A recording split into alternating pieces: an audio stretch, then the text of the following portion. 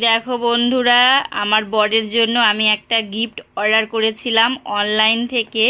তো চলো তোমাদেরকে দেখাচ্ছি যে কি গিফট অর্ডার করেছি অনলাইন থেকে।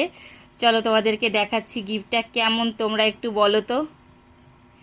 এই দেখো, দেখতে পাচ্ছ?